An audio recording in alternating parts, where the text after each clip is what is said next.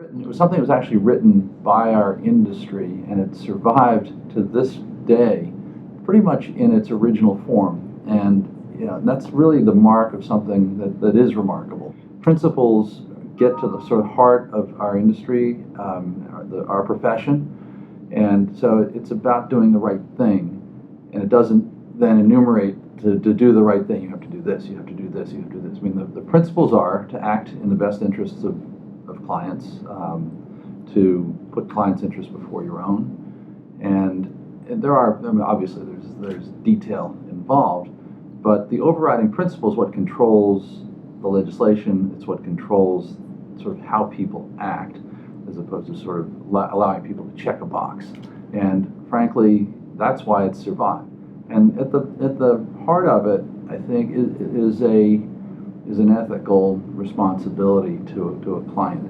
So it goes beyond providing a product or providing an idea, but underlying it all is the sense that I'm doing this because I think I'm doing this, or I'm giving you this piece of advice because I think it's the right thing for you.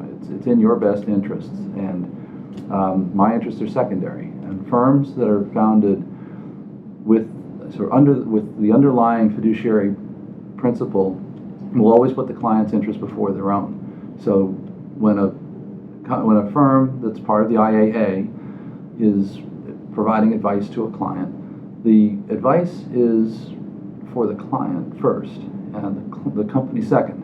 And that's not something that I think is prevalent throughout the investment industry. We provide wise counsel and advice to our clients.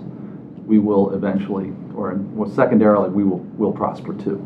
But the order is important. The client's first, we're second. It's not about the business first, it's about the client first. And firms in our industry that's represented by the IAA and its principles feel that to their core. Every person who provided a financial service were held to the highest standard. Wouldn't that be a wonderful thing? But from a competitive perspective, having the fact that we consider ourselves fiduciaries and we practice the profession to that standard, I see as a distinct difference and a tremendous advantage over other providers of financial services. One of the questions that we're asked is, how has the fiduciary standard had an impact on your business?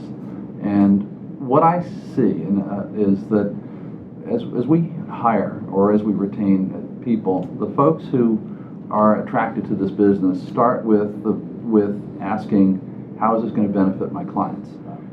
Really what we're looking for is the person who's when you talk about things that have mattered to them in their career, things that have been highlights, and they talk about helping a client achieve a goal or helping a client miss a landmine, as opposed to I built my book by 25% a year, and what's the grid? Everybody in this firm understands that the business is built from the client need out, and whether I'm in ops, I'm in finance, I'm in tech, I'm in research, I'm in compliance, or if I'm on the client-facing portfolio side, it's hopefully ingrained in the firm, and I believe that it is. As people in our firm who do the right thing for clients over periods of time are the people who are the most successful.